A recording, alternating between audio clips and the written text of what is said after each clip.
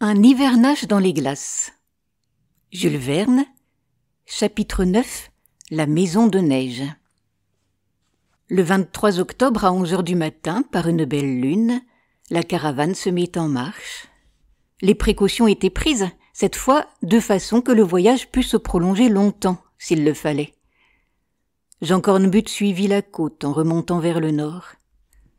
Les pas des marcheurs ne laissaient aucune trace sur cette glace résistante. Aussi Jean Cornbutte fut-il obligé de se guider au moyen de points de repère qu'il choisit au loin. Tantôt il marchait sur une colline toute hérissée de pics, tantôt sur un énorme glaçon que la pression avait soulevé au-dessus de la plaine. À la première halte, après une quinzaine de milles, Penellan fit les préparatifs d'un campement. La tente fut adossée à un bloc de glace. Marie n'avait pas trop souffert de ce froid rigoureux, car par bonheur la brise s'étant calmée, il était beaucoup plus supportable. Mais plusieurs fois la jeune fille avait dû descendre de son traîneau pour empêcher que l'engourdissement n'arrêtât chez elle la circulation du sang. D'ailleurs, la petite hutte tapissée de peaux par les soins de Penellan offrait tout le confort possible. Quand la nuit, ou plutôt quand le moment du repos arriva, cette petite hutte fut transportée sous la tente, où elle servit de chambre à coucher à la jeune fille. Le repas du soir se composa de viande fraîche, de pemmican et de thé chaud. Jean Cornbutte, pour prévenir les funestes effets du scorbut, fit distribuer à tout son monde quelques gouttes du jus de citron. Puis tous s'endormirent à la garde de Dieu. Après 8 heures de sommeil, chacun reprit son poste de marche. Un petit déjeuner substantiel fut fourni aux hommes et aux chiens, puis on partit. La glace, excessivement unie, permettait à ces animaux d'enlever le traîneau avec une grande facilité. Les hommes, quelquefois, avaient de la peine à le suivre. Mais un mal dont plusieurs marins eurent bientôt à souffrir, ce fut l'éblouissement. Les ophtalmies se déclarèrent chez Opic et Misonne. La lumière de la lune frappant sur ces immenses plaines blanches brûlait la vue et causait aux yeux une cuisson insupportable. Il se produisait aussi un effet de réfraction excessivement curieux. En marchant, au moment où l'on croyait mettre le pied sur un monticule, on tombait plus bas, ce qui occasionnait souvent des chutes, heureusement sans gravité, et que Penellan tournait en plaisanterie. Néanmoins, il recommanda de ne jamais faire un pas sans sonder le sol avec le bâton ferré dont chacun était muni. Vers le 1er novembre, 10 jours après le départ, la caravane se trouvait à une 50aine de lieues dans le nord. La fatigue devenait extrême pour tout le monde. Jean Cornbutte éprouvait des éblouissements terribles et sa vue s'altérait sensiblement. Opic et fidèle Misonne ne marchaient plus qu'en tâtonnant, car leurs yeux bordés de rouge semblaient brûlés par la réflexion blanche. Marie avait été préservée de ces accidents par suite de son séjour dans la hutte, qu'elle habitait le plus possible. Penellan, soutenu par un indomptable courage, résistait à toutes ses fatigues. Celui qui, au surplus, se portait le mieux et sur lequel ces douleurs, ce froid, cet éblouissement ne semblaient avoir aucune prise, c'était André Vasling. Son corps de fer était fait à toutes les fatigues.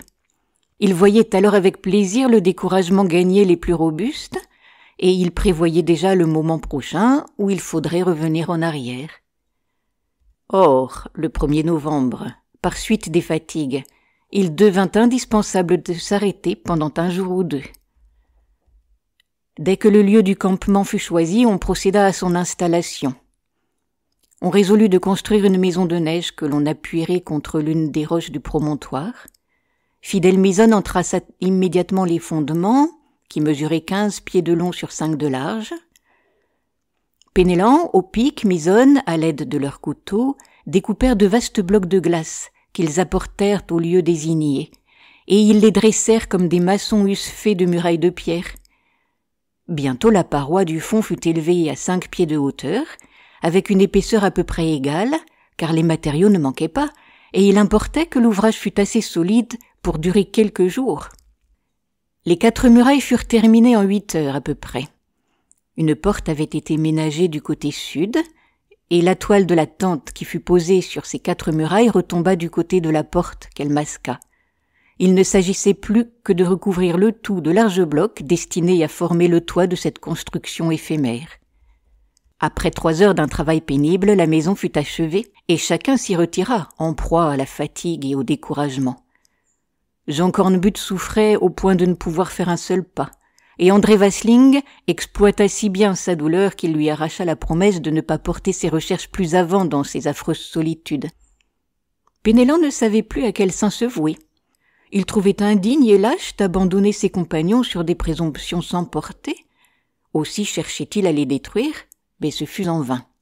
Cependant, quoique le détour eût été décidé, le repos était devenu si nécessaire que pendant 3 jours on ne fit aucun préparatif de départ.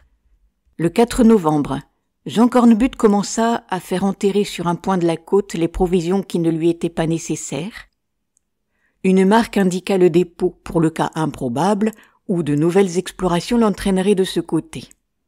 Tous les 4 jours de marche, il avait laissé de semblables dépôts le long de sa route, ce qui lui assurait des vivres pour le retour sans qu'il eût la peine de les transporter sur son traîneau. Le départ fut fixé à 10 heures du matin le 5 novembre.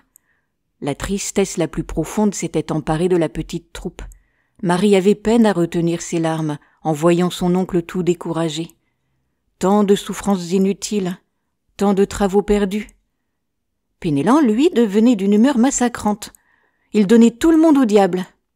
Et ne cessait à chaque occasion de se fâcher contre la faiblesse et la lâcheté de ses compagnons, plus timides et plus fatigués, disait-il, que Marie, laquelle aurait été au bout du monde sans se plaindre. André Vasling ne pouvait pas dissimuler le plaisir que lui causait cette détermination. Il se montra plus empressé que jamais auprès de la jeune fille, à laquelle il fit même espérer que 2 nouvelles recherches seraient entreprises après l'hiver, sachant bien qu'elles seraient alors trop tardives. Pour connaître la suite de l'histoire, rendez-vous au chapitre 10. Vous pouvez retrouver Histoire et poésie sur ma chaîne Entendre lire.